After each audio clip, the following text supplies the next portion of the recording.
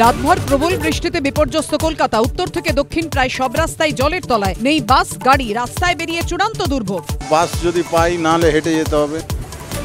বৃষ্টি থামলেও জমা জল। কলকাতায় দিনভর চূড়ান্ত দুর্ভোগ। ড্রেজিং নিয়ে ডিভিসিকে আক্রমণে মুখ্যমন্ত্রী। কলকাতায় কোথায় ডিভিসির জল, পাল্টা ডিভিসি।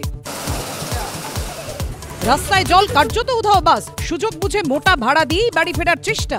হেঁটেই আসছি আমরা গড়িয়াহাট থেকে, বাড়িতে এখানে যাচ্ছি সাঁতরাগাছি কাজে, ওখান থেকে আবার হেঁটে ফিরবো ব্রিজের উপর দিয়ে। বাড়ি, আবাসন থেকে হাসপাতাল, দিনভর কলকাতা জুড়ে জল যন্ত্রণা। একের পর এক হাসপাতালও জলের তলায়।